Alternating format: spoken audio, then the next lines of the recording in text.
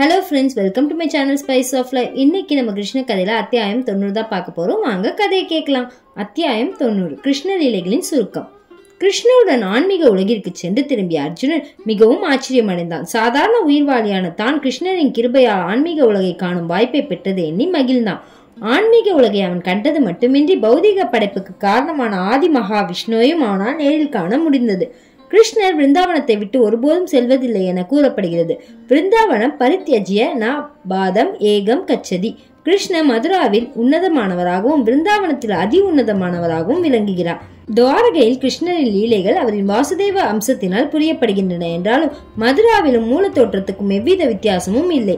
கிருஷ்ணர் தோன்றும் போது அவரது அவதாரங்களும் முழுமையான பகுதிகளும் அவற்றின் பகுதிகளும் உடன் தோன்றுகின்றனவென்று இந்நூலின் தொடக்கத்தில் கண்டோம். கிருஷ்ணரின் சில லீலைகள் மூல கிருஷ்ணரால் அல்லாமல் அவரின் முழுமையான பகுதிகளாலும் முழுமையான அம்சங்களான அவதாரங்களாலும் புரியப்படுகின்றன. எனவே கிருஷ்ணர் ஆன்மீக உலகில் காரணார்ண வசாயி விஷ்ணுவை காண சென்றது ஏன் என்பது அர்ஜுனனுக்கு புரியாமல் இருந்தது. இது ஸ்ரீல விஸ்வநாத சக்கரவர்த்தி தாகூரின் விளக்கங்களில் விவரமாக கூறப்பட்டுள்ளது. மகாவிஷ்ணு கூறியதிலிருந்து அவர் கிருஷ்ணரை காண மிகுந்த ஆவல் கொண்டிருந்தார் என்பது புலனாகிறது. பிராமணரின் குழந்தைகளை கொண்டு வர அவர் துவாரகைக்கு சென்றிருக்க வேண்டும். அப்படியானால் அப்போது அவர் ஏன் கிருஷ்ணரை சென்று பார்க்கவில்லை? மகாவிஷ்ணு கூட கிருஷ்ணரின் அனுமதியின்றி அவரை காண முடியாது என்று கூறலாம். எனவே பிராமணரின் குழந்தைகளை ஒன்றன் பின் ஒன்றாக கொண்டு வந்தால் அவற்றை மீட்க கிருஷ்ணர் வருவார். அப்போது அவரை காணலாம் என்று மகாவிஷ்ணு துவாரகைக்கு நேரில் ஏன் வர வேண்டும் என்ற கேள்வி எழலாம். பிராமணரின் குழந்தைகளை எடுத்து வர அவர் தம் சகாக்களில் யாரையாவது அனுப்பியிருக்கலாம் அல்லவா? கிருஷ்ணர் இருக்கும் துவாரகையில் உள்ள குடிமகன் ஒருவனுக்கு தொல்லை தருவது மிக கடினம். மகாவிஷ்ணுவின் சகாக்களால் அது ஆகாத காரியம். எனவே அவரே நேரில் வந்தார் என்று கூறலாம். மற்றொரு கேள்வியும் எழலாம். பகவான் பிரம்மணிய தேவர் என்றும் அழைக்கப்படுகிறார். அதாவது அவர் பிராமணர்கள் வணங்கும் தெய்வம். அப்படியானால் அவர் அந்த பிராமணனின் குழந்தைகளை ஒன்றன் பின் ஒன்றாக 9 வரை எடுத்து சென்று அனைத்து துன்பத்துக்குள்ளாக்கியது ஏன்? மகாவிஷ்ணு கிருஷ்ணரை காண வேண்டும் என்ற ஆவல் மிகுதியின் காரணமாக பிராமணனுக்கு தொல்லை கொடுப்பதையும் பொருட்படுத்தவில்லை என்பது கேள்விக்கான விடை. ஒரு பிராமணனுக்கு தொல்லை விளைவிப்பது தகாத செயல் என்றாலும் கிருஷ்ணரை காண வேண்டும் என்ற ஆவல் அவரில் அவ்வளவு மிகுதியாக இருந்தது. குழந்தையை இழக்கும் ஒவ்வொரு முறையும் அந்த பிராமணன் அரசனின் வாயில் வந்து முறையிடுவான் ஆகையால் அவன் கிருஷ்ணரையும் சத்திரியர்களையும் பழித்து கூறுவான் ஆகையால் கிருஷ்ணர் குழந்தைகளை மீட்டுச் செல்ல நிச்சயம் தம்மிடம் வருவார் என்பது மகாவிஷ்ணு திட்டம். மேலும் ஒரு கேள்வி எழலாம். மகாவிஷ்ணு கிருஷ்ணரை காண முடியாது எனும் போது குழந்தைகளை மீட்பதற்கு கிருஷ்ண மகாவிஷ்ணுவிடம் செல்ல வேண்டிய அவசியம் என்ன? கிருஷ்ண மகாவிஷ்ணுவை காண சென்றது குழந்தையை மீட்பதற்காகவல்ல, அர்ஜுனனின் நன்மைக்காக என்பது இக்கேள்விக்கான விடை. கிருஷ்ணர் அர்ஜுனனிடம் நெருங்கிய நட்பு கொண்டிருந்ததால் அவன் தீக்குளித்து இறக்க தயாரான போது கிருஷ்ணர் அவனை காப்பாற்ற விரும்பினார். ஆனால் குழந்தைகள் மீட்கப்பட்டால் அன்றி தீக்குளிப்பதென்று அர்ஜுனன் பிடிவாதமாக இருந்தார். எனவே கிருஷ்ணர் குழந்தைகளை நான் மீட்டு தருகிறேன், நீ தற்கொலை செய்யாதே என்று அர்ஜுனனுக்கு வாக்களித்தார். குழந்தைகளை மீட்பதற்காக மட்டும் கிருஷ்ண மகாவிஷ்ணுவை காண செல்வதனால் அவர் 9வது குழந்தை வரும் வரை வராமல் இருந்திருக்க வேண்டாம். ஆனால் 9வது குழந்தை மகாவிஷ்ணுவால் எடுத்து செல்லப்பட்ட அர்ஜுனன் தற்கொலை செய்வதென்று நிச்சயித்த போது நிலைமை மோசமானதால் அர்ஜுனனை காப்பாற்றுவதற்காக மகாவிஷ்ணுவிடம் செல்வதென்று கிருஷ்ணன் நிச்சயித்தார். அர்ஜுனன் நரநாராயணரின் அதிகாரம் பெற்ற அவதாரம் என்று கூறப்படுகிறது. அவனை சில சந்தர்ப்பங்களில் நரநாராயணன் என்று அழைக்கப்படுகிறார். நரநாராயண அவதாரமும் பகவான் விஷ்ணுவின் முழுமையான வியாபங்களில் ஒன்றாகும். எனவே கிருஷ்ணரும் அர்ஜுனனும் விஷ்ணுவை சந்திக்க சென்ற போது அர்ஜுனன் நரநாராயணனாக சென்றான் என்று கொள்ள வேண்டும். இது கிருஷ்ணன் துவாரகையின் லீலைகள் புரிந்த போது அவர் வாசுதேவராக செயல்பட்டதை போன்றது. ஆன்மீக உலகுக்கு சென்று வந்த பின் ஒருவன் ஆன்மீக உலகம் மற்றும் பௌதிக உலகத்தில் பெரும் சிறப்புகள் எல்லாம் கிருஷ்ணரின் அன்பளிப்பு என்பதை அர்ஜுனன் உணர்ந்தான். பகவான் கிருஷ்ணர் விஷ்ணு தத்துவம் மற்றும் ஜீவ தத்துவம், அதாவது சாம்சம் மற்றும் விப்னாம்சம் எனவும் அறியப்படும். எனவே அவர் தமது பல்வேறான லீலைகளின் தம்மை தம் விருப்பம் போல சாம்சமாகவோ சபினம்சமாகவோ வெளிப்படுத்துகிறார். என்றாலும் அவர் ஆதியான முழுமுதற் கடவுளாகவே இருக்கிறார். கிருஷ்ணரின் லீலைகளின் இறுதி பகுதி ஸ்ரீமத் பாகவதத்தின் 10வது காண்டத்தில் 90ஆம் அத்தியாயத்தில் காணப்படுகிறது. இந்த அத்தியாயத்தில் சுகதேவ கோஸ்வாமி கிருஷ்ணர் எவ்வாறு சகல சிறப்புகளும் ஐஸ்வர்யங்களும் துவாரகையில் வாழ்ந்தார் என்பதை விவரிக்க விரும்பினார். கிருஷ்ணரின் ஒரு சிறப்பான பலம் அவரின் பல லீலைகளில் வெளிப்பட்டது. இப்போது அவரின் செல்வம், அழகு ஆகிய சிறப்புகள் அவர் வாழ்ந்த துவாரகையில் எவ்வாறு காணப்பட்டன என்பது விவரிக்கப்படும். ஆன்மீக உலகின் திரிந்த பிரதிபிம்பமான இந்த பௌதிக உலகில் செல்வமும் அழகும் மிக உயர்ந்த சிறப்புகளாக கருதப்படுகின்றனவே. எனவே கிருஷ்ணர் இங்கு முழுமுத கடவுளாக தங்கியிருந்த போது அவரின் செல்வம் மற்றும் அழகு மூவுலகிலும் ஈடிணையற்றவையாக விளங்கின. கிருஷ்ணர் 16,000 அழகிய மனைவியரை அனுபவித்தார். அவர் துவாரகையில் 16,000 மனைவியருடன் ஒரே கணவராக வாழ்ந்தார் என்பது குறிப்பிடத்தக்கது. வலிமை மிக்க அரசன் ஒருவன் நூற்றுக்கணக்கான மனைவியரை கொண்டிருப்பது உலக சரித்திரத்தில் கேள்விப்படாத ஒன்றல்ல. ஆனால் அப்படிப்பட்ட அரசன் எல்லா மனைவியரையும் ஒரே சமயத்தில் அனுபவித்திருக்க முடியாது. ஆனால் கிருஷ்ணர் தம் 16,000 மனைவியையும் ஒரே சமயத்தில் அனுபவித்தார். யோகிகள் தம்மை பல வழிகளில் ஒரே சமயத்தில் வியாபிக்க கூடியவர்கள் என்று கூறப்படுகிறது. என்றாலும் யோகிகளின் வியாபகமும் கிருஷ்ணரின் வியாபகமும் ஒன்றானவை அல்ல. எனவே கிருஷ்ணர் யோகீஸ்வரர் என்று அழைக்கப்படுகிறார். சௌபர்ணி முனி என்ற யோகிய தம்மை 8 உருவங்களில் வியாபித்ததாக வேத இலக்கியத்தில் நாம் காண்கிறோம். ஆனால் அது நாம் தொலைக்காட்சியில் காண்பதை போன்ற காட்சி. தொலைக்காட்சியில் ஒருவன் உருவத்தை லட்சக்கணக்கான வியாபகங்களாக காணலாம். ஆனால் அந்த உருவத்தில் வியாபகங்கள் வெவ்வேறாக செயல்பட முடியாது. அவை மூல உருவத்தின் பிம்பங்கள் ஆகையால் மூல உருவம் செய்வதை இவையும் பிரதிபலிக்கும். கிருஷ்ணரின் வியாபகங்கள் யோகியின் வியாபகங்களை போன்றது அல்லது தொலைக்காட்சி வியாபகங்களை போன்று பௌதிகமானவை அல்ல. நாரதர் கிருஷ்ணரின் பல மாளிகைக்கு சென்ற போது கிருஷ்ணர் அவரது வியாபகங்களும் ஒவ்வொரு ராணி மாளிகையிலும் வெவ்வேறான காரியங்களில் விதவிதமாக ஈடுபட்டிருப்பதை கண்டார். கிருஷ்ணர் துவாரகையில் ஸ்ரீதேவியின் கணவராக வாழ்ந்தார் என்றும் கூறப்பட்டுள்ளது. ராணி ருக்மணி ஸ்ரீதேவி ஆவார். மற்ற ராணி எல்லாம் அவளின் வியாபகங்கள். இவ்வாறு விஷ்ணு வம்சத்தின் தலைவரான கிருஷ்ணர் ஸ்ரீதேவியுடன் சகல ஐஸ்வர்யங்களும் சிறப்புகளும் பெற்றவராக வாழ்ந்து அனுபவித்தார். கிருஷ்ணரின் ராணியார் நிரந்தரமாக அழகும் இளமையும் உடையவர்களாய் இருந்தார்கள் என்று கூறப்படுகிறது. கிருஷ்ணருக்கு பேர குழந்தைகளும் அவர்களுக்கு குழந்தைகள் இருந்தாலும் கிருஷ்ணரோ அவரது ராணியரோ 16 அல்லது 20 வயதிற்கு மேற்பட்டவர்களாக தோன்றவில்லை. அந்த இளம் ராணியர் அங்குமிங்கும் சென்ற போது ஆகாயத்தில் தோன்றும் மின்னல்கள் போல் காணப்பட்டார்கள். அவர்கள் எப்போதும் உயர்தர ஆடைகளையும் ஆபரணங்களையும் அணிந்து ஆடி பாடியும் மாளிகைகளின் மாடங்களில் பந்தாடியும் மகிழ்ந்திருந்தார்கள். துவாரகையின் சாலைகளும் தெருக்களும் எப்போதும் யானைகள், குதிரைகள், ரதங்கள் மற்றும் காலாட்படையினரால் நிறைந்திருக்கும். யானைகளுக்கு பணிகளில் ஈடுபடும் போது அவற்றுக்கு மது அருந்து கொடுப்பது வழக்கம். துவாரகையில் இருந்த யானைகளுக்கு மிக அதிகமான மது கொடுக்கப்பட்டதால் அவை மதுவை பெருமளவில் தெருக்களில் தெளித்தபடி சென்றாலும் போதை தெளியாமல் சாலைகள் சென்று கொண்டிருக்கும் என்று கூறப்படுகிறது. காலாட்படை வீரர்கள் தங்க ஆபரணங்களை பெருமளவில் அணிந்திருந்தார்கள். குதிரைகளும் தங்கரதங்களும் தெருக்களில் சென்றபடி இருந்தன. துவாரகாபுரியில் எங்கு பார்த்தாலும் பசுமையான பூங்காக்களும் தோட்டங்களும் தென்பட்டன. அவை ஒவ்வொன்றிலும் பல மரங்கள், மலர் செடிகள் நிறைந்து காணப்பட்டன. பூங்காக்களில் இருந்த பழமரங்களையும் மலர்களையும் வட்டமிட்ட பறவைகளின் ஒளியும் வண்டுகளின் ரீங்காரமும் கலந்து இன்னிசை எழுப்பின. இவ்வாறாக துவாரகையில் சகல ஐஸ்வர்யங்களும் மிகுந்து காணப்பட்டன. துவாரகாபுரியில் வசித்த யது வம்ச வீரர்கள் தங்களை மிகுந்த பாக்கியசாலிகளாக கருதினார்கள். கிருஷ்ணரின் 16,000 மனைவியருக்கும் துவாரகையில் அரண்மனைகள் இருந்தன. அங்கு உன்னத அனுபவிப்பாளரான பகவான் கிருஷ்ணர் தம்மை 16,000 வடிவங்களில் வியாபித்துக் கொண்டு ஒரே சமயத்தில் 16,000 அரண்மனைகளிலும் பல்வேறான குடும்ப காரியங்களிலும் ஈடுபட்டிருந்தார். ஒவ்வொரு மாளிகையிலும் அழகிய பூங்காக்களும் நீர்நிலைகளும் இருந்தன. ஒவ்வொரு தடாகத்திலும் தெளிந்த நீரினுடைய நீலம், மஞ்சள், வெள்ளை, சிவப்பு ஆகிய நிறங்களில் தாமரை மலர்கள் பூத்திருந்தன. அம்மலர்களின் மகரந்தத்தை மந்தமாருதம் எங்கும் அள்ளி தெளித்தது. தடாகங்களின் அன்னப்பறவைகளும் நாரைகள், வாத்துகள் முதலியவை நிறைந்து காணப்பட்டன. பகவான் கிருஷ்ணர் சில நேரங்களில் மனைவியுடன் அத்தடாகங்களில் ஜல கிரீடை செய்து மகிழ்ந்தார். அவ்வாறு மகிழ்ந்திருக்கையில் அவரின் மனைவியர் நீரில் அவரை தழுவியும் அவருடன் நீந்தியும் உல்லாசமாக இருந்தபோது அவர்களின் மார்பகங்களை அழகு செய்திருந்த குங்கும பொடி கிருஷ்ணரின் மார்பில் படிந்து அவருக்கு மேலும் அழகூட்டியது. இவ்வாறான இன்பங்களை ஆன்மீக உலகில் அனுபவிக்க முடியும் என்பதை அருவவாதிகள் நம்பாமல் இருக்கலாம். ஆனால் ஆன்மீக உலகில் உண்மையான நிரந்தரமான இன்ப அனுபவம் பெறுவது சாத்தியம் என்பதை நிரூபிப்பதற்காக பகவான் கிருஷ்ணர் உலகில் அவதரித்து ஆன்மீக உலகில் இன்பங்கள் நிரந்தரமானவை, முடிவற்றவை. ஆனால் பௌதிக உலகில் அவை தற்காலிகமான திரிபடைந்த பிரதிபிம்பங்கள் மாத்திரமே. பகவான் கிருஷ்ணர் இவ்வாறு இன்பங்களை அனுபவித்திருந்த போது கந்தர்வர்களும் இசைக்கலைஞர்களும் பாடலை சேர்த்தனர். பாடல்களுடன் சேர்ந்து மிருதகங்கள், மத்தளங்கள், தந்தி வாத்தியங்கள், குழல்கள் போன்ற வாத்தியங்களும் இசைக்கப்பட்டு இன்பகரமான இசை எழுந்தது. விழா கோலம் பூண்டிருந்த அச்சூழ்நிலையில் பகவானின் ராணியர் குதூகலம் அடைந்து அவரின் மீது விசைக்குழலின் மூலம் நீரை தெளித்தனர்.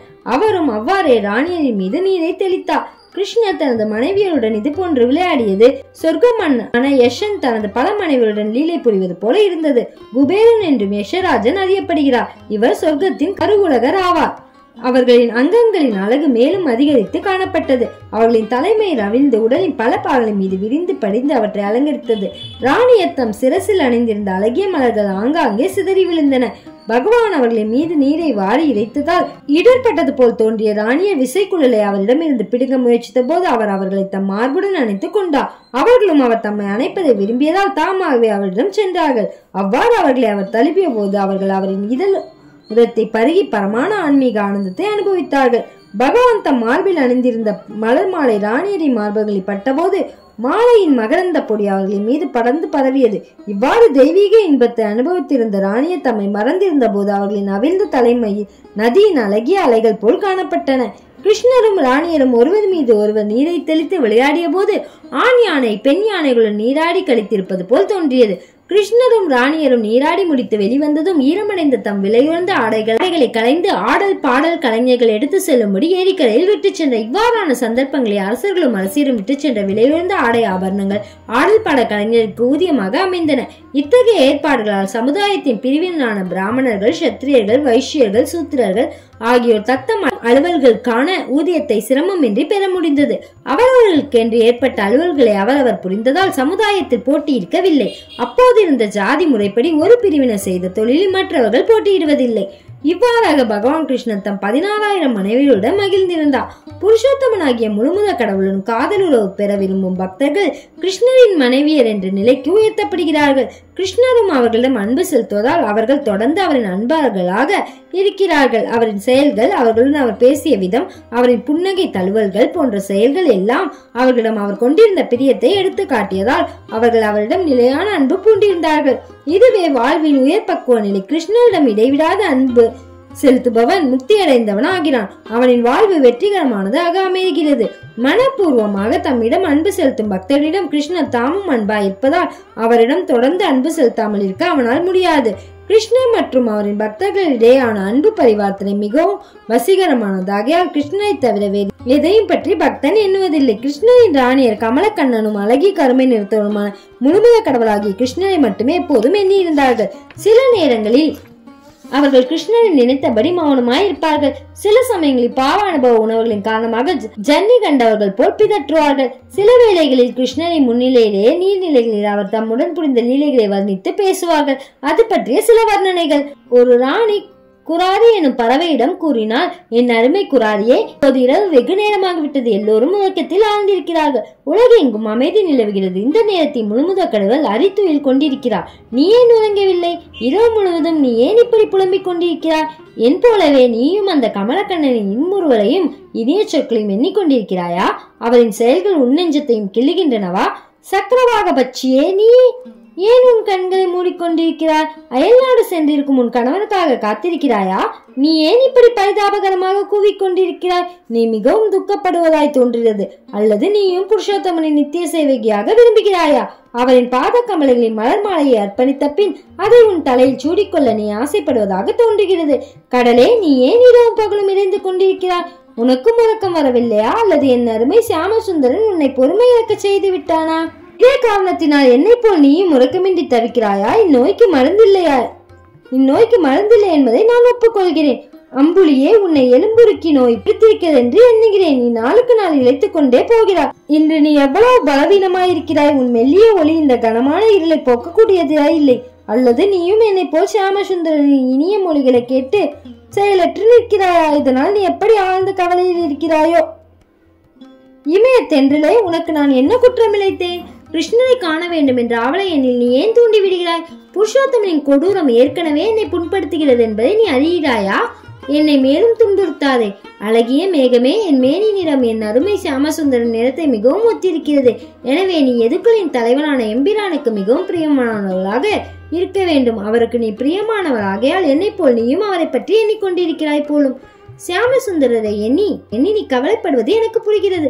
அவரை காண நீ மிகவும் ஆவல் கொண்டிருப்பதால் என்னை போலவே உன் கண்ணிலிருந்தும் நீர் வழிந்து கொண்டிருக்கிறது. சியாமசுந்தரருடன் நெருங்கிய உறவு கொள்ள விரும்புவது துன்பத்தை விட பேசுவதாகும் என்பதை நீயும் நானும் ஒப்புக்கொள்ள வேண்டும்.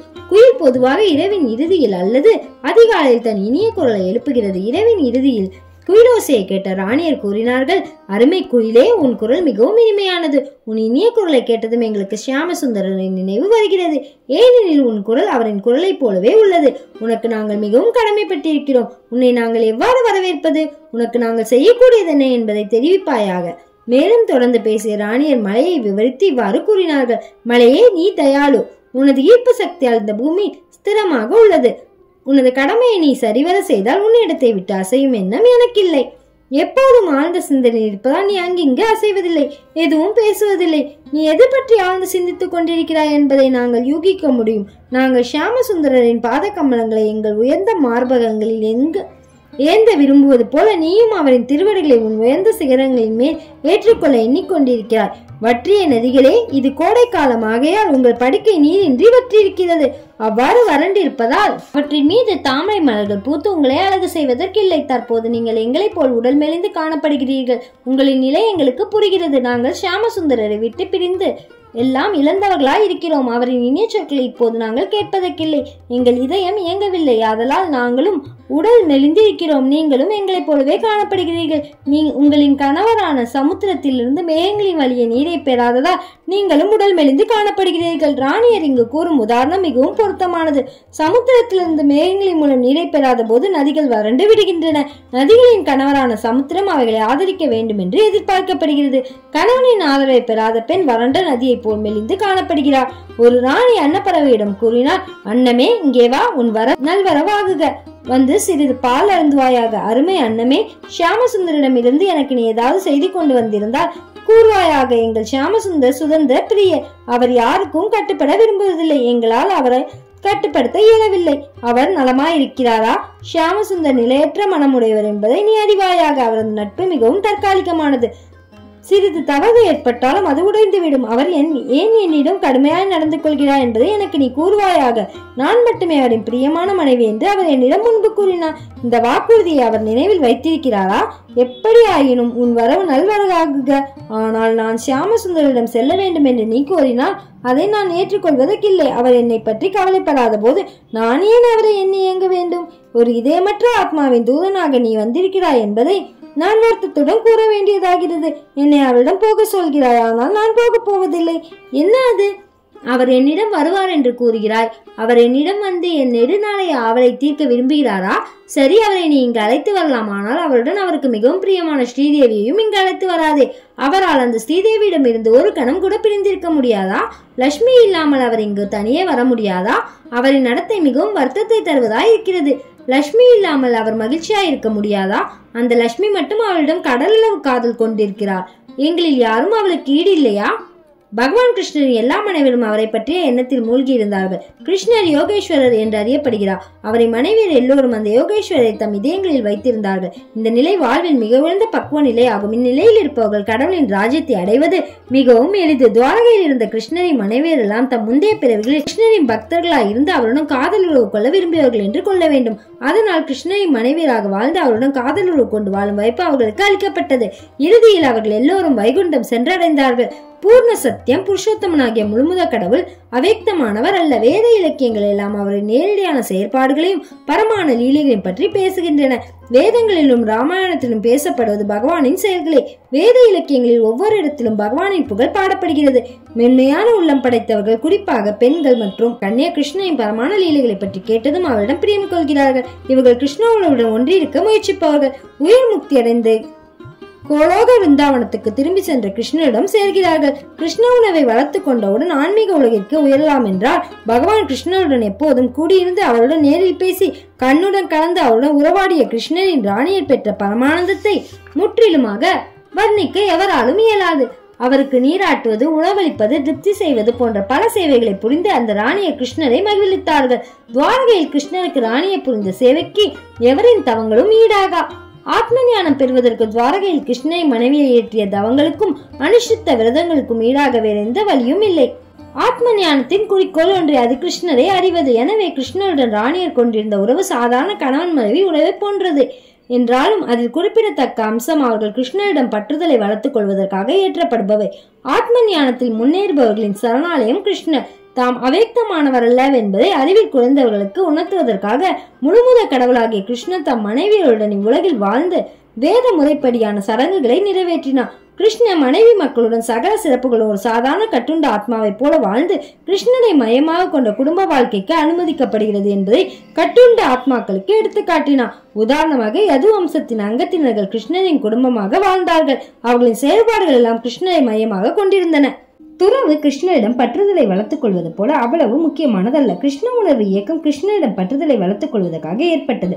ஒருவன் சந்நியாச அல்லது கிரகஸ்தனா என்பது முக்கியமல்ல என்ற கொள்கையின் அடிப்படையில் நாங்கள் கிருஷ்ண உணர்வு பிரச்சாரம் செய்கிறோம். கிருஷ்ணரிடம் பற்றுதலை வளர்த்து கொள்ள வேண்டும், அவ்வளவே. அப்போது ஒருவனின் வாழ்க்கை தானே வெற்றிகரமாக அமையும். கிருஷ்ணர் காட்டிய முன்மாதிரியை பின்பற்றி ஒருவன் தன் குடும்பம் அல்லது சமுதாயத்தில் அல்லது நாட்டில் வாழலாம். ஆனால் அவனின் வாழ்வு புலன் திருப்திக்காக அல்லாமல் கிருஷ்ணரிடம் பற்றுதலை வளர்த்துக்கொண்டு அவரை அறிவதை நோக்கமாக கொண்டிருக்க வேண்டும். கட்டுண்ட வாழ்விலிருந்து முக்தி பெற்ற வாழ்வுக்கு உயர்வதற்கான 4 கோட்பாடுகள் உள்ளன. அவையாவன தர்மம், அர்த்தம், காமம், மோஷம். அறம், பொருள், இன்பம், வீடு. கிருஷ்ணரின் குடும்பத்தினர் வாழ்ந்த முறையை பின்பற்றி ஒருவரின் குடும்ப வாழ்வை மேற்கொள்ளும் போது அவன் கிருஷ்ணரை மையமாக கொண்டு வாழ்வதா இந்நான்கு புருஷார்த்தங்களையும் ஒருங்கே அடைவதில் வெற்றி பெறுகிறான். கிருஷ்ணருக்கு 16,108 மனைவியர் இருந்தனர் என்பதை நாம் ஏற்கனவே அறிவோம். அவர்களில் ஸ்ரீமதி ருக்மணி முக்கிய ராணி ஆவார். அவளை அடுத்து 7 முக்கிய ராணியர் இருந்தனர். அவர்களின் பெயர்கள் முன்பு குறிப்பிட்டுள்ளன. இந்த 8 ராணியரை தவிர மற்ற ராணியர் ஒவ்வொருவரின் மூலமும் கிருஷ்ணருக்கு 10 குழந்தைகள் இருந்தன. இவ்வாறாக கிருஷ்ணரின் குழந்தைகளின் மொத்த எண்ணிக்கை 1,00,000க்கும் மேற்பட்டதாகும். கிருஷ்ணருக்கு இத்தனை குழந்தை இருந்ததை கேட்டு ஆச்சரியப்படுவதற்கில்லை.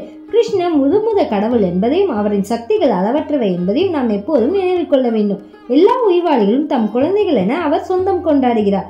கிருஷ்ணரின் சக்தி வாய்ந்த குமாரர்களில் 14 மகாரதர்கள் என்று அழைக்கப்பட்டார்கள். மகாரதன் என்பவன் பல்லாயிரக்கணக்கான காலாட்கள், ரதங்கள், குதிரைகள், யானைகள் ஆகிய படைகளுடன் தனித்து போர் செய்யும் வல்லமை படைத்தவர். இந்த 18 குமாரர்களின் பரந்த புகழ் அநேகமாக எல்லா வேத இலக்கியங்களும் விவரிக்கப்பட்டுள்ளது. மகாரதர்களான இந்த 18 குமாரர்களின் பெயர்களாவன பிரத்யும்னன், அனிருத்தன், தீப்தமான், பானு, சாம்பன், மது, பிருகுத்பானு, சுரந்தனர், சித்திரபாகு, விருபன், கவி மற்றும் ஞக்கரோதன். கிருஷ்ணர் இந்த 18 மகாரத குமாரர்களின் மூத்த மகனான பிரத்யும்னன் மகிமை பொருந்திய தன் தந்தையான கிருஷ்ணரின் தனி சிறப்புகளை எல்லாம் வம்சாவாளியாக பெற்றிருந்தான். அவன் தனது தாய்மாமன் ருக்மியின் மகளை மணந்திருந்தான். அவர்கள் இருவரின் மகன் அனிருத்தன் தன் பாட்டியான ருக்மிணியின் சகோதரனான ருக்மியின் பேத்தியை மனம் செய்து கொண்டிருந்தான். அனிருத்தனின் மகனின் பெயர் வஜ்ரன். ஒரு பிராமணன் சாபத்தால் யது வம்சம் முழுவதும் அழிந்த போது வஜ்ரன் ஒருவனே எஞ்சியிருந்தான். வஜ்ரனின் ஒரு மகனின் பெயர் பிரதிபாகு. பிரதிபாகுவின் மகன் சுபாகு. சுபாகுவின் மகன் சாந்தசேனன். சாந்தசேனனின் மகன் சதசேனன். யது வம்சத்தினருக்கு பல குழந்தைகள் இருந்தனவென்று சுகதேவ கோஸ்வாமி கூறியுள்ளார். கிருஷ்ணருக்கு பல மகன்களும் பேரர்களும் அவர்களுக்கு மகன்களும் இருந்தது போல இங்கு குறிப்பிடப்பட்ட ஒவ்வொரு அரசகுமாரனுக்கும் பெரிய அளவில் குடும்பங்கள் இருந்தன. அவர்கள் எல்லோரும் பல குழந்தைகளை பெற்றிருந்தது மட்டுமின்றி அளவற்ற செல்வங்களையும் அடைந்திருந்தார்கள். அவர்களில் யாரும் பலவீனர்களாகவோ குறைந்த ஆயுள் உடையவர்களாகவோ இருக்கவில்லை. யது வம்சத்தினர் பிராமண கலாச்சாரத்தை போற்றி வளர்த்தார்கள். பிராமண கலாச்சாரத்தை ஆதரித்து பிராமண தகுதியுடையவர்களாக காப்பது சத்திரிய அரசர்களின் கடமையாக இருந்தது. இந்த அரசர்கள் எல்லோரும் இக்கடமையில் வலுவாது அரசு புரிந்தனர். யது வம்சத்தினர் எண்ணிக்கை மிகவும் பெரியதாகையால் அவற்றை எடுத்து கூறுவதற்கு ஒரு ஆயுட்காலம் போதாது. யது வம்சத்தினர் குழந்தைகளுக்கு கல்வி பயில்வதற்கு மட்டும் 3,88,00,000 ஆச்சாரியர்கள் தேவைப்பட்டார்கள் என்று சுகதேவ கோஸ்வாமி பரீட்சித் மகாராஜாவிடம் கூறினார். யது வம்சத்தினர் சேனாபலம் பற்றி கூறுகையில் உக்ரசேன மன்னர் தம் மெய்காப்பாளராக 1000 கோடி சைனியர்களை வைத்திருந்தார் என்று கூறப்படுகிறது. பகவான் கிருஷ்ணர் பிரபஞ்சத்தில் அவதரிப்பதற்கு முன்பு தேவர்களுக்கும் அசுரர்களுக்கும் இடையே பல போர்கள் நடந்துள்ளன. இந்த போர்களில் மடிந்த பல அசுரர்கள் பூமியில் அரச குலங்களில் பிறக்கும் வாய்ப்பை பெற்றார்கள். அரச பரம்பரைகளில் பிறந்த காரணத்தால் அந்த அசுரர்கள் மிகவும் செருக்குற்றிருந்தார்கள். அவர்கள் தம் குடிமக்களை துன்புறுத்துவதையே தொழிலாக கொண்டிருந்தார்கள். அந்த அசுர அரசர்களை அழிப்பதற்காக பகவான் கிருஷ்ணர் துவாபர யுகத்தில் இறுதியில் பூமியில் அவதரித்தார். பரித்ராணாய சாதுனாம் விநாசாய சதுஷ்டுதாம் என்று பகவத்கீதை கூறுகிறது. துஷ்டர்களை அழித்து பக்தர்களை காப்பதற்காக பகவான் அவதரிக்கிறார். பகவான் கிருஷ்ணரின் லீலைகளில் அவருக்கு உதவுவதற்காக சில தேவர்களும் பூமியில் பிறக்கும்படி பணிக்கப்பட்டிருந்தார்கள். கிருஷ்ணர் தோன்றிய போது அவரது நித்திய சேவகர்களும் அவருடன் தோன்றினார்கள். என்றாலும் அவருக்கு உதவுவதற்காக சில தேவர்களும் வரும்படி கேட்டுக் கொள்ளப்பட்டிருந்தார்கள். அவர்கள் எல்லோரும் யது வம்சத்தில் பிறந்தார்கள். யது வம்சத்தின் 101 கிளைகள் நாட்டின் பல பகுதிகளில் இருந்தன. இந்த கிளைகளை சேர்ந்தவர்கள் பகவான் கிருஷ்ணருக்கு அவருடைய தெய்வீக நிலைக்கு தகுந்தவாறு மரியாதை செலுத்தினார்கள். அவர்கள் எல்லோரும் இதயபூர்வமாகவும் ஆத்மாத்மாகவும் கிருஷ்ணரிடம் பக்தி கொண்டிருந்தார்கள். யது வம்சத்தின் அங்கத்தினர் அனைவரும் செல்வ சிறப்புகளும் மகிழ்ச்சியாய் செழிப்புடன் கவலையற்றவர்களாய் வாழ்ந்தார்கள். அவர்கள் கிருஷ்ணரிடம் அசையாத நம்பிக்கையும் பக்தியும் கொண்டிருந்ததால் வேறு அரசர்கள் எவரும் அவர்களை வெல்ல இயலவில்லை. கிருஷ்ணரிடம் அவர்கள் ஆழ்ந்த பிரியம் கொண்டிருந்ததால் விழித்திருக்கும் போதும் உறங்கும் போதும் உரையாடும் போதும் கேளிக்கைகளின் போதும் மற்றும் அன்றாட காரியங்களில் ஈடுபட்டிருந்த போதும் கிருஷ்ணரை பற்றிய நினைவிலேயே மூழ்கியிருந்தார்கள். தங்கள் உடல் தேவைகளை பற்றி அவர்கள் கவலைப்படவில்லை. அது கிருஷ்ணரின் புனித பக்தனுக்காக அடையாளம். ஏதாவது குறிப்பிட்ட எண்ணத்தில் மூழ்கி இருப்பவன் தன் உடலின் மற்ற செயல்களை மறந்திருப்பது போல் யது வம்சத்தினர் உடலின் தேவைகளுக்காக அவற்றை பற்றி எண்ணாமலேயே செயல்பட்டார்கள். ஆனால் அவர்களின் கருத்து முழுவதும் எப்போதும் கிருஷ்ணரில் நிலைத்திருக்கும். அவர்களின் உடல் பூர்வமான செயல்கள் இயந்திர ரீதியில் நடைபெற்றன. ஆனால் அவர்களின் மனம் எப்போதும் கிருஷ்ண உணர்வில் லயித்திருந்தது. ஸ்ரீமத் பாகவதத்தின் 10ஆம் காண்டத்தின் 90ஆம் அத்தியாயத்தின் இறுதியில் சுகதேவ கோஸ்வாமி பகவான் கிருஷ்ணரின் 5 சிறப்புகளை குறிப்பிடுகிறார். முதலாவது சிறப்பாவது பகவான் கிருஷ்ணர் யது வம்சத்தில் தோன்றியதால் கங்கை நதி எல்லாவற்றிலும் மிகவும் புனிதமானதாக கருதப்பட்டது. புனிதமற்ற பொருட்களும் கங்கை நீர் பட்டவுடன் புனிதமடைந்துவிடும். கங்கை நதி மகாவிஷ்ணுவின் பெருவிரலில் இருந்து உற்பத்தியானதால் அதற்கு எதையும் புனிதப்படுத்தும் சக்தி ஏற்பட்டது என்று கூறப்படுகிறது. மகாவிஷ்ணுவாகிய கிருஷ்ணர் யது குலத்தில் தோன்றிய போது அவர் யதுக்களின் நாட்டில் பயணம் செய்து அவரது நெருங்கிய வம்சாவளியனான யதுக்களுக்கு புகழை தேடி தந்தார். இந்த குடும்பங்கள் அவருடன் தொடர்பு கொண்டிருந்த காரணத்தால் கங்கை நீரை விட அதிகமான புனித தன்மையை பெற்றன. கிருஷ்ணரின் அடுத்த சிறப்பாவது அவர் அசுரர்களை அழித்து பக்தர்களை காப்பாற்றியதற்காக தோன்றினாலும் பக்தர்களும் அசுரர்களும் ஒரே பலனை அடைந்தார்கள். பகவான் கிருஷ்ணர் 5 வகையான முக்திகளை அளிக்க வல்லவர். அவற்றுள் பகவானுடன் ஒன்றியிருப்பதான சாயுஜ்ய முக்தி கம்சனை போன்ற அசுரர்களுக்கு அளிக்கப்பட்டது. ஆனால் கோபியர்கள் அவரோடு நேரடியாக தொடர்பு கொண்டிருப்பதான வாய்ப்பை பெற்றார்கள். கிருஷ்ணரிடம் கூடியிருப்பதான இன்பத்தை பெறுவதற்கான கோபியர் தன் தனித்தன்மையை தக்க வைத்துக் கொண்டார்கள். ஆனால் கம்சன் பகவான் கிருஷ்ணரின் அருவமான பிரம்மஜோதியில் ஏற்றுக்கொள்ளப்பட்டான். அதாவது அசுரர்களும் கோபியரும் ஆன்மீக முக்தி பெற்றார்கள். ஆனால் அசுரர்கள் பகைவர்கள் ஆனதாலும் கோபியர் நண்பர்கள் ஆனதாலும் அசுரர்கள் கொல்லப்பட்டு கோபியர் காப்பாற்றப்பட்டார்கள். கிருஷ்ணாவதாரத்தின் 3வது சிறப்பாவது பிரம்மதேவர், இந்திரன், சந்திரன் போன்ற தேவர்களால் வணங்கப்படும் லட்சுமி எப்போதும் பகவானின் சேவையில் ஈடுபட்டிருந்தார். ஆனால் பகவான் லட்சுமியை விட கோபியருக்கு அதிகமான சலுகைகள் அளித்தார். கோபியருடன் தானும் சமநிலை பெற வேண்டும் என்று லட்சுமி முயற்சித்தார். ஆனால் அதில் வெற்றி அடையவில்லை என்றாலும் லட்சுமி கிருஷ்ணரிடம் உண்மையாய் இருந்தார். கிருஷ்ணாவதாரத்தின் 4வது சிறப்பு அவரது நாம மகிமை. விஷ்ணுவின் பல்வேறான நாமங்களை 1000 முறை ஜபிப்பதால் ஒருவன் ராமநாமத்தை 3 முறை உச்சரிப்பதற்கான பலனை பெறுகிறான் என்றும், பகவான் கிருஷ்ணரின் நாமத்தை 1 முறை ஜபிப்பதால் மட்டுமே அவன் அதே பலனை பெறுகிறான் என்றும் வேத இலக்கியத்தில் கூறப்பட்டுள்ளது. அதாவது விஷ்ணு நாமம், ராமநாமம் உட்பட முழுமுத கடவுளின் எல்லா நாமங்களிலும் பகவான் கிருஷ்ணரின் நாமம் மிகவும் சக்தி வாய்ந்தது. எனவே கிருஷ்ணரின் புனித நாமத்தை உச்சாரணம் செய்ய வேண்டும் என்று வேத இலக்கியம் குறிப்பிட்டு கூறுகிறது. அந்த மந்திரமாவது ஹரே கிருஷ்ண கிருஷ்ண கிருஷ்ண ஹரே ஹரே, ஹரே ராம ராம ராம ஹரே ஹரே. இந்த கலியுகத்தில் ஜபிப்பதற்கென சைத்தன்ய மகாபிரபு இம்மந்திரத்தை பிரபலப்படுத்தினார். இதனால் மற்ற யுகங்களை விட இந்த யுகத்தில் முக்தி பெறுவது மேலும் எளிதாகிறது. அதாவது எல்லா அவதாரங்களும் முழுமுத கடவுளின் அவதாரங்கள் என்பதால் சமமானவை என்றாலும் மற்ற அவதாரங்களை விட கிருஷ்ண அவதாரம் மிகவும் சிறந்ததாகும். கிருஷ்ண அவதாரத்தின் 5வது சிறப்பாவது அவர் தர்மங்களில் எல்லாம் மிக சிறந்த தர்மத்தை ஏற்படுத்தினார். அது பற்றி அவர் பகவத்கீதையில் தம்மிடம் முற்றிலுமாக சரணடைபவன் மத சடங்குகள் அனைத்தையும் நிறைவேற்றியவனாவான் என்று கூறுகிறார். வேத இலக்கியங்களில் 20 வகையான தர்மங்கள் கூறப்பட்டுள்ளன. அவை பல்வேறான சாஸ்திரங்களில் விவரிக்கப்பட்டுள்ளன.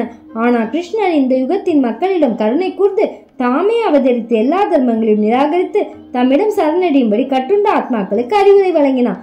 இக்கலியுகத்தில் தர்ம கோட்பாடுகளில் 4/1 பங்கு மட்டுமே கடைபிடிக்கப்படுவதாக கூறப்படுகிறது. ஆனால் கிருஷ்ணரின் கருணையால் இக்குறை கலியுகத்தில் முற்றிலுமாக நீக்கப்பட்டுவிட்டது. அவரது நாம சங்கீர்த்தனமான ஹரே கிருஷ்ண கிருஷ்ண கிருஷ்ண ஹரே ஹரே, ஹரே ராம ராம ராம ஹரே ஹரே என்னும் மந்திரத்தை உச்சாரணம் செய்வதன் மூலம் தர்மத்தின் மிக உயர்ந்த லட்சியமான கோலோக விருந்தாவனத்தை சென்றடைவதும் எளிதாக்கப்பட்டுவிட்டது. கிருஷ்ணாவதாரத்தால் ஏற்பட்டுள்ள இந்நன்மையை எவரும் எளிதில் உணர்ந்து பயன்பெறலாம். பகவான் கிருஷ்ணரின் சிறப்புகளை விவரிக்கும் ஸ்ரீல சுகதேவ கோஸ்வாமி அவரது வர்ணனையை முடிக்கும் தருவாயில் கிருஷ்ணரின் மகிமையை புகழ்ந்து பேசுகிறார். பகவானே கிருஷ்ணா, உமது புகழ் ஓங்குக. நீர் ஒவ்வொருவரின் இதயத்திலும் பரமாத்மாவாக வீற்றிருக்கிறீர். எனவே நீர் ஜனநிவாச என்று அறியப்படுகிறீர். பகவத்கீதையில் கூறப்பட்டுள்ளது போல் ஈஸ்வர சர்வ பூதானாம் ஹிருதே சேஜுன திஷ்டாதி. பகவான் பரமாத்மாவாக ஒவ்வொருவரின் இதயத்திலும் உரைகிறார். இதனால் புருஷோத்தமனாகிய முழுமுத கடவுளுக்கு தனியான இருப்பு எதுவும் இல்லை என்பதல்ல. பரபிரம்மனின் எங்கும் நிறைந்திருக்கும் தன்மையை மாயாவாதிகள் ஒப்புக்கொள்கிறார்கள். ஆனால் பரபிரம்மன் பிரபஞ்சத்தில் தோன்றும் போது அவர் ஜட இயற்கையின் கட்டுப்பாட்டிற்குள் இருப்பதாக அவர்கள் எண்ணுகிறார்கள். பகவான் கிருஷ்ண தேவகியின் மைந்தனாக தோன்றியதால் மாயாவாதிகள் கிருஷ்ண ஜட உலகில் தோன்றிய ஒரு சாதாரண மனித பிறவி என்று எண்ணுகிறார்கள். எனவே சுகதேவ கோஸ்வாமி தேவகி ஜன்மவாத, அதாவது கிருஷ்ண தேவகியின் மைந்தன் என புகழ் பெற்றிருந்தாலும் உண்மையில் அவர் எங்கும் நிறைந்திருக்கும் புருஷோத்தமனாகிய முழுமுத கடவுள் என்று கூறுகிறார். அவர் முதலில் தேவகியின் மைந்தனாக தோன்றினாலும் தோன்றியவுடன் தம்மை அன்னை யசோதையின் மடிக்கு மாற்றிக்கொண்டு தாம் பாலிய லீலைகளால் அன்னை யசோதையும் நந்த மகாராஜாவையும் மகிழ்வித்தார். எனவே வசுதேவர் நந்தரையும் யசோதையும் குருஷேத்திரத்தில் சந்தித்த போது கிருஷ்ணரும் பலராமரும் அவர்களின் மைந்தர்கள் என்றும் தானும் தேவகியின் பெயரில் மட்டுமே தாய் தந்தையர் என்றும் ஒப்புக்கொண்டார். பக்தர்கள் கிருஷ்ணரை யசோதையின் மைந்தர் என்று கருதுகிறார்கள். எனவே சுகதேவ கோஸ்வாமி கிருஷ்ணரை தேவகி ஜன்மவாத என்று அழைக்கிறார். கிருஷ்ணர் யதுவர பரிஷத் எனும் யது வம்சத்தினரின் சபையால் கௌரிக்கப்பட்டதையும் பல வகையான அசுரர்களை வதம் செய்தவர் என்பதையும் சுகதேவ கோஸ்வாமி குறிப்பிடுகிறார். அந்த அசுரர்களை எல்லாம் முழுமுத கடவுள் தம் பல்வேறான பௌதிக சக்திகளை பயன்படுத்தி கொண்டிருக்க முடியும். ஆனால் அசுரர்களுக்கு முக்தி அளிப்பதற்காக அவரே நேரில் தோன்றி அவர்களை கொன்றார். அவர்களை கொள்வதற்காக மட்டும் கிருஷ்ணர் ஜடவழியில் தோன்றியிருக்க வேண்டியதில்லை. அவர் நினைத்த மாத்திரத்தில் நேரடி முயற்சி இல்லாமல் ஆயிரக்கணக்கான அசுரர்களை கொண்டிருக்கலாம். ஆனால் அவர் தம் பக்தர்களை மகிழ்விக்கவும் அன்னை யசோதையுடனும் மகாராஜாவுடன் குழந்தையாக விளையாடி அவர்களை மகிழ்விக்கவும் துவாரகையின் குடிமக்களை மகிழ்விக்கவும் இப்புவியில் அவதரித்தார். பகவான் கிருஷ்ணர் அசுரர்களை அழித்து பக்தர்களை காப்பாற்றியதன் மூலம் இறை அன்பு எனும் தர்மத்தை நிலைநாட்டினார். கடவுளிடம் அன்பு செலுத்துவது எனும் தர்மத்தை பின்பற்றுவதால் சர எனப்படும் உயிரினங்களும் ஜடமாசுக்கள் நீங்க பெற்ற ஆன்மீக உலகிற்கு உயர்த்தப்படுகிறார்கள். அசையாத மரங்களும் செடிகளும் ஸ்திரே எனும் அசையும் உயிரினங்களும் குறிப்பாக பசுக்கள் சர என்றும் குறிக்கப்படுகின்றன. கிருஷ்ணர் உலகில் இருந்தபோது விருந்தாவனத்திலும் துவாரகையிலும் அவருக்கு சேவை செய்த மரம் செடி கொடிகளுக்கு குரங்குகள் போன்ற மிருகங்களுக்கும் குடமுக்தி அளித்தார். பகவான் கிருஷ்ணர் விருந்தாவன கோபியருக்கும் துவாரகையில் ராணியருக்கும் இன்பம் அளிப்பதற்காக போற்றப்படுகிறார். கிருஷ்ணர் தம் இனிய புன்னகையால் விருந்தாவன கோபியரை மட்டுமின்றி துவாரகையின் ராணியை வசீகரித்ததற்காகவே சுகதேவ கோஸ்வாமி அவரை புகழ்கிறார். இந்த சந்தர்ப்பத்தில் அவர் பிரத்யன் காமதேவம் என்ற சொற்களை பயன்படுத்துகிறார். விருந்தாவனத்தில் கிருஷ்ணர் பல கோபியரின் காதலராகவும் துவாரகையில் பல ராணியரின் கணவராகவும் அவர்களின் ஆசைகளை பூர்த்தி செய்தார். கடவுளை அறிவதற்காக அல்ல ஆத்ம ஞானம் பெறுவதற்காக ஒருவர் பல்லாயிரக்கணக்கான ஆண்டுகள் கடும் தவமியற்ற நேரிடலாம். ஆனால் கோபியரும் துவாரகையின் ராணியும் கிருஷ்ணரை காதலராக அல்லது கணவராக அனுபவிக்க வேண்டும் என்று ஆவலை வளர்த்து கொண்டு மிக உயர்ந்த முக்தி நிலையை அடைந்தார்கள். கோபியர் மற்றும் ராணியருடன் கிருஷ்ணர் நடந்து கொண்ட விதம் தன்னுணர்வின் சரித்திரத்தில் மிகவும் தன்னிகரற்றதாகும். ஆத்ம ஞானம் பெறுவதற்கு ஒருவர் காடு மலைகளுக்கு சென்று கடும் தவம் இயற்ற வேண்டும் என்ற கருத்து பொதுவாக மக்களிடையே நிலவுகிறது. ஆனால் கோபியரும் ராணியரும் கிருஷ்ணருடன் காதலுறவு கொண்டு அவருடன் கூடியிருந்து சகல வசதிகளுடன் ஐஸ்வர்யங்களுடன் அமோகமாக வாழ்ந்து அனுபவித்து யோகிகளுக்கும் ஞானிகளுக்கும் கிட்டாத மிக உயர்ந்த முக்தி நிலையை அடைந்தார்கள். அதுபோல கிருஷ்ணரை தங்களது எதிரியாக கருதிய கம்சன், தண்டவக்ரன் மற்றும் சிசுபாலனும் ஆன்மீக உலகிற்கு செல்லும் மிக உயர்ந்த பலனை அடைந்தார்கள். ஸ்ரீமத் பாகவதத்தின் தொடக்கத்தில் ஸ்ரீல வியாசதேவர் பரமசத்தியமான வாசுதேவருக்கு, அதாவது கிருஷ்ணருக்கு வணக்கம் செலுத்திவிட்டு தன் மகனான சுகதேவ கோஸ்வாமிக்கு ஸ்ரீமத் பாகவதத்தை உபதேசிக்கலானார். இந்த சந்தர்ப்பத்தில் சுகதேவ கோஸ்வாமி பகவானை ஜெயதி என்று புகழ்ந்துரைக்கிறார். ஸ்ரீல வியாசதேவர் சுகதேவ கோஸ்வாமி மற்றும் சிஷ்ய பரம்பரை வந்த எல்லா ஆச்சாரியர்களின் அடிச்சுவடுகளை பின்பற்றி உலக மக்கள் அனைவரும் கிருஷ்ணரை துதித்து கிருஷ்ண உணர்வு இயக்கத்தில் பங்கேற்று நலம் பெற வேண்டும். அதற்கான வழிமுறை மிகவும் எளிது, உபயோகமானது. ஹரே கிருஷ்ண கிருஷ்ண கிருஷ்ண ஹரே ஹரே, ஹரே ராம ராம ராம ஹரே ஹரே என்ற மகா மந்திரத்தை உச்சாரணம் செய்தால் போதும். இகவுலக வாழ்வில் சந்திக்க நேரிடும் ஏற்றத்தாழ்வுகளை பற்றி கவலைப்படக்கூடாது என்று சைதன்ய மகாபிரபு உபதேசித்திருக்கிறார். இகவுலக வாழ்வு தற்காலிகமானது, ஏற்றத்தாழ்வுகள் வரும் போகும். அவை நேரிடும் போது ஒருவன் மரம் போல் பொறுமையாகவும் புல் போல் தாழ்மையுடனும் நடந்து கொள்ள வேண்டும். ஆனால் எப்போதும் கிருஷ்ண உணர்விலிருந்து ஹரே கிருஷ்ண மந்திரத்தை உச்சரித்திருக்க வேண்டும். உயிர் வாயிலில் பரமாத்மாவாக வீற்றிருக்கும் புருஷோத்தமனாகிய முழுமுத கடவுள் தாம் காரணம் கடந்த கருணையால் உலகில் பல அவதாரங்களாக வந்து பல்வேறான லீலைகளை புரிகிறார். பகவான் கிருஷ்ணனின் பல்வேறான அவதாரங்களின் லீலைகளை பற்றி கேட்பதன் மூலம் ஒருவன் முக்தியடைந்து மீண்டும் வீடு சென்றடைவது, கடவுளிடம் சேர்வது திண்ணம். கடவுளின் பரமான லீலைகளையும் செயல்களையும் பற்றி கேட்பதா தாம் ஜடமாசுகள் எனும் சிக்கல்களிலிருந்து படிப்படியாக விடுபடுகிறோம் என்று சுகதேவ கோஸ்வாமி கூறுகிறார். எனவே ஒருவர் எப்படிப்பட்டவராக இருந்தாலும் பகவான் கிருஷ்ணனின் பரமான இருப்பிடத்தை சென்றெடுத்து நிலையான இன்பம் பெற விரும்பினால் அவரின் பரமான லீலைகளை பற்றி கேட்டு ஹரே கிருஷ்ண மகாமந்திரத்தை உச்சாரணம் செய்ய வேண்டும். பரமபுருஷ பகவான் கிருஷ்ணன் அனைத்து ஆத்மாக்களின் ஆத்மாவாவார். அவர் தனது காரணமற்ற கருணையால் கீழிறங்கி வந்து பல்வேறு அவதாரங்களின் மூலம் பல்வேறு திவ்ய லீலைகளை வெளிப்படுத்துகிறார். கிருஷ்ணனின் கவர்ச்சிகரமான அவதார லீலைகளை கேட்பது கட்டுண்ட ஆத்மாக்கள் முக்தி அடைவதற்கான ஒரு வாய்ப்பாகும்.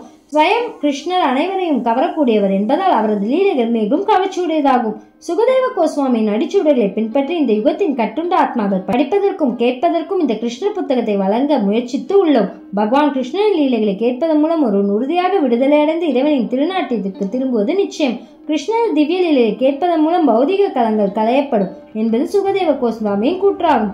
ஆகவே ஒருவர் எந்நிலையில் இருக்கிறார் என்பது பொருட்டல்ல. நித்திய உலகில் பகவான் கிருஷ்ணரின் சங்கத்தையும் நித்திய ஆனந்தமய வாழ்வையும் பெறுவதற்கு ஒருவன் கட்டாயம் பகவான் கிருஷ்ணரின் லீலைகளை கேட்க வேண்டும். ஹரே கிருஷ்ண கிருஷ்ண கிருஷ்ண ஹரே ஹரே, ஹரே ராம ராம ராம ஹரே ஹரே என்னும் மகா மந்திரத்தை உச்சரிக்க வேண்டும். புருஷோத்தமான முழுமுத கடவுளின் லீலைகள் மிகவும் சக்தி வாய்ந்தவை. ஆகையால் அவற்றை பற்றி கேட்டு கிருஷ்ணரின் என்னும் இந்நூலை ஆழ்ந்து படித்து மனனம் செய்தால் கிடைத்திருக்கிற ஆன்மீக உலக வாழ்வை நிச்சயம் பெறலாம். கிருஷ்ணலீலைகளை பற்றி வர்ணனை ருசிகரமானதாகையால் அதை படிப்பவர்கள் மீண்டும் மீண்டும் படிக்க விரும்புவதை வியப்பில்லை. பகவானின் லீலைகளை பற்றி மேலும் மேலும் படிக்கும் போது அவரிடம் நமக்கு மேலும் அதிகமான பற்றுதல் ஏற்படுகிறது. இவ்வாறு கிருஷ்ணரிடம் பற்றுதல் கொள்வதால் அவரின் இருப்பிடமான கோலோக விருந்தாவனத்துக்கு உயர்த்தப்படும் தகுதியை ஒருவன் பெறுகிறான். முந்தைய அத்தியாயங்களில் நாம் கற்றிருந்தபடி ஜட உலகை கடப்பதற்கு ஜட இயற்கையின் கடுமையான விதிகளை கடக்க வேண்டியதாகிறது.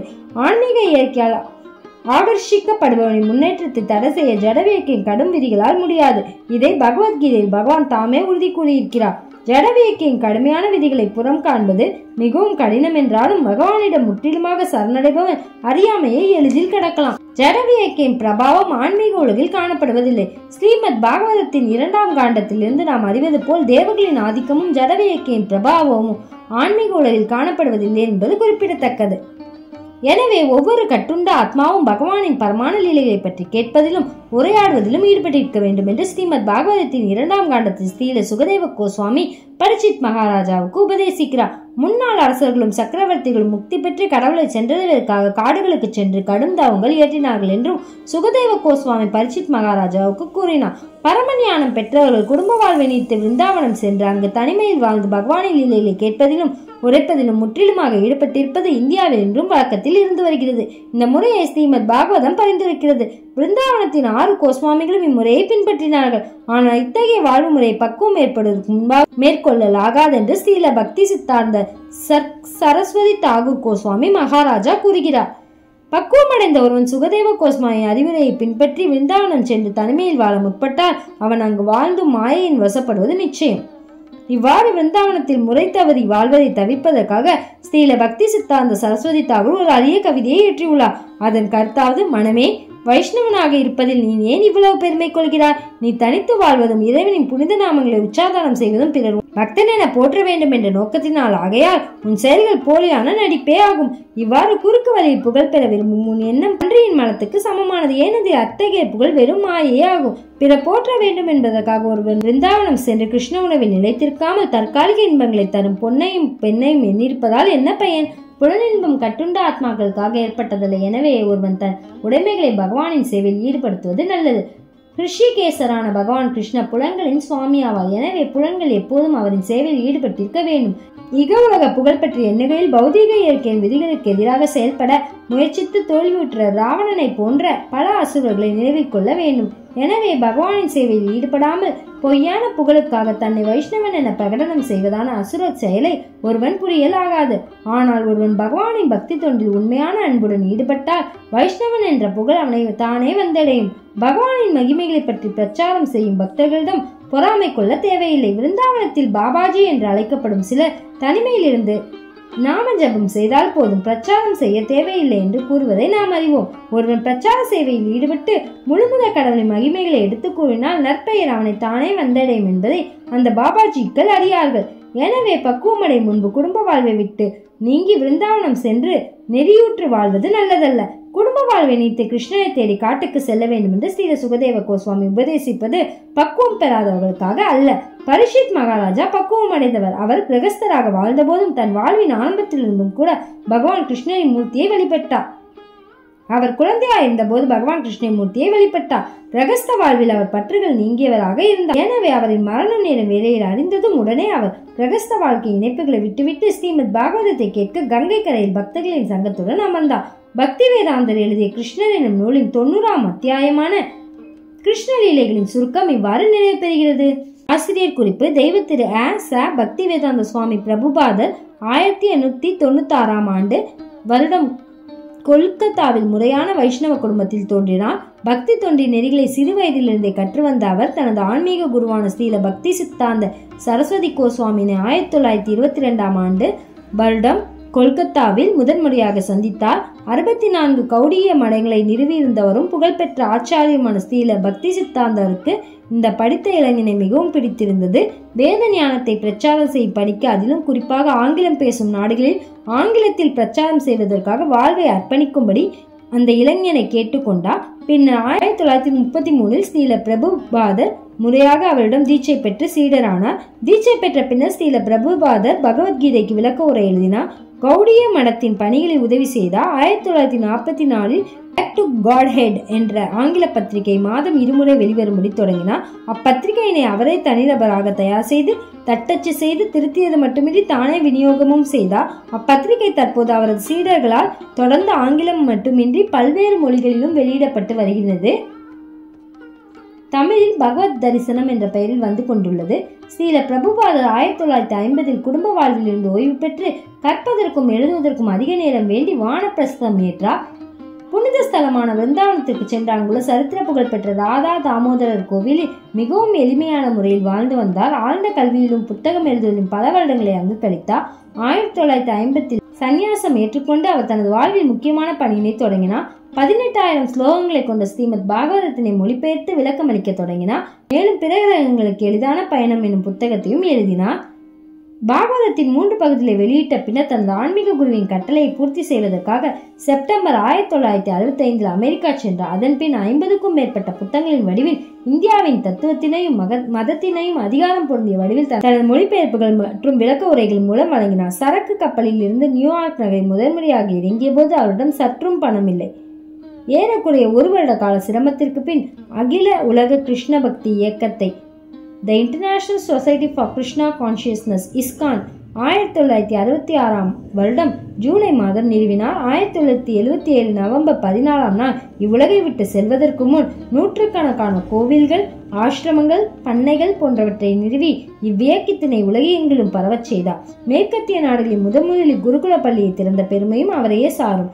பாரத பண்பாட்டை பரப்புவதற்காக உலகெங்கிலும் பல்வேறு கோவில்களை நிர்மாணித்த பிறகு இந்தியாவிலும் மாபெரும் கோவில்களை உருவாக்க ஸ்ரீல பிரபுபாதர் விரும்பினார். மேற்கு வங்காளத்தில் உள்ள புனித ஸ்தலமாகிய மாயாப்பூரில் ஒரு மாபெரும் ஆன்மீக நகரத்தை உருவாக்கும் திருப்பணி ஸ்ரீல பிரபுபாதரால் தொடங்கப்பட்டு தொடர்ந்து நடைபெற்று வருகின்றது. பல்வேறு நகரங்களிலும் பிரம்மாண்டமான கோவில்கள் கட்டப்பட்டு உள்ளன. மேலும் பல்வேறு இடங்களில் கோவில் கட்டுமான பணிகள் நடைபெற்று வருகின்றன. இவற்றிற்கு மத்தியிலும் ஸ்ரீல பிரபுபாதரின் மாபெரும் பொக்கிஷங்கள் எனும் பெருமையை பெறுபவை அவரது புத்தகங்களே. பல்வேறு பணிகளுக்கு மத்தியிலும் எழுதப்பட்ட அப்புத்தகங்கள் ஆழமான தத்துவம், அதிகாரத்தன்மை, தெளிவு ஆகியவற்றின் காரணத்தால் பல்வேறு அறிஞர்களால் போற்றப்பட்டு உலகெங்கிலும் நூற்றுக்கணக்கான பல்கலைக்கழகங்களில் பாடப்புத்தகமாக உபயோகிக்கப்பட்டு வருகின்றன என்பது மொழிகளுக்கும் மேல் மொழிபெயர்க்கப்பட்டுள்ள இப்புத்தகங்களால் உலக மக்கள் அனைவரும் பயனடைகின்றனர். 1972 ஸ்ரீல பிரபுபாதரால் தொடங்கப்பட்ட பக்தி வேதாந்த புத்தக அறக்கட்டளை உலகின் தலை சிறந்த ஆன்மீக புத்தக நிறுவனமாக இன்று விளங்குகின்றது. 12 வருடங்களில் உலகினை 14 முறை வலம் வந்து மிகவும் வயதான சூழ்நிலையிலும் உலகின் 6 கண்டங்களிலும் கிருஷ்ணனை பற்றி உரையாற்றி மக்களிடம் ஆன்மீக விழிப்புணர்ச்சி ஏற்படுத்தினார் ஸ்ரீல பிரபுபாதர். ஸ்ரீல பிரபுபாதரின் வாழ்க்கை வரலாற்று புத்தகம் ISKCON கோவில்களில் கிடைக்கும். இதோட கிருஷ்ணர் புக்கு ஃபுல்லாவே நான் படிச்சு முடிச்சிட்டேன். என்னோட சேர்ந்து நீங்களுமே ஃபுல் புக்கையும் படிச்சு முடிச்சிருப்பீங்க. எல்லா அத்தியாயத்தையும் என்னோட சேர்ந்து கேட்டிருந்தீங்கன்னா நீங்களுமே இன்னும் கிருஷ்ணர் புக்கை என்னோட சேர்ந்து படிச்சு முடிச்சிருப்பீங்க. புக்கு ஆரம்பிக்கும் போது இவ்வளோ பெரிய புக்கை நம்மளால படிச்சு முடிக்க முடியுமா அப்படின்னு என் மைண்டுக்குள்ள நிறையவே யோசிச்சுது. கண்டினியூஸா நான் படிப்பேனா அப்படின்னு. இடையில சில சாப்டர்ஸ் எனக்குமே கொஞ்சம் புரியாத மாதிரி இருந்தது. சில சாப்டர்ஸ் எனக்குமே பிடிக்காத மாதிரி இருந்தது. எப்போவுமே எல்லாமே எல்லாருக்கும் பிடிச்ச மாதிரி இருக்காதுல்ல. ஸோ இதில் பாதி சாப்டர்ஸ் இன்ட்ரெஸ்டிங்காக தான் இருந்தது. கிருஷ்ணர் செய்த வதங்கள் அதெல்லாம் நம்ம கேட்கறதுக்கு ரொம்பவே ஆர்வமாக இருந்தது. கிருஷ்ணருக்கு இவ்வளோ விஷயங்கள் கிருஷ்ணரை பற்றி நிறைய தெரிஞ்சுக்கிறதுக்கான ஒரு வாய்ப்பாக வந்தது. சில விஷயங்களில் கிருஷ்ணரை மட்டும்தான் ஃபாலோ பண்ணணும் அப்படின்ற மாதிரி இதெல்லாம் சொல்லியிருக்காங்க. அவங்கவுங்களுக்கு பிடிச்ச தெய்வங்கள் நிறையவே இருக்குது. யாருக்கு எந்த தெய்வம் பிடிக்குமோ அவங்க ஃபாலோ பண்ணலாம். அந்த மாதிரி விஷயங்கள் இந்த புக்கில் சொல்லியிருந்தாங்க. ஆனால் இது எல்லாமே நான் புக்கில் இருந்து படித்தது மட்டும்தான். என்னோட கருத்துன்றது இந்த புக்கில் எதுவுமே கிடையாது. இந்த 90 அத்தியாயத்துலேயும் சில அத்தியாயம் நான் சாப்டர்ஸாக பிரித்து போட்டிருப்பேன். ஆனால் என்னோட கருத்துன்றது இதில் எதுலையுமே இல்லை. நான் புக்கில் என்ன இருந்ததோ அதை அப்படியே தான் படித்தேன். உங்களுக்கும் இந்த புக்கு பிடிச்சிருக்குன்னு நினைக்கிறேன். இதே மாதிரி அடுத்து ஏதாவது புக்கு படிக்கணும் அப்படின்னு எனக்கு ஆசை வந்ததுன்னா கண்டிப்பாக அந்த புக்கையும் உங்களோட சேர்ந்து நான் படிப்பேன். இவ்வளோ நாள் என் கூட சேர்ந்து கதையை கேட்ட எல்லாருக்குமே ரொம்ப நன்றி. என்னோட சேர்ந்து நீங்களும் இந்த கதையை கம்ப்ளீட் பண்ணியிருந்தீங்கன்னா கண்டிப்பாக கமெண்ட்ஸில் எனக்கு ஒரு தம்ஸ் அப் காட்டுங்க. நானும் தெரிஞ்சுப்பேன் நீங்கள் என் கூட சேர்ந்து கதையை முடிச்சிருக்கீங்கன்ட்டு.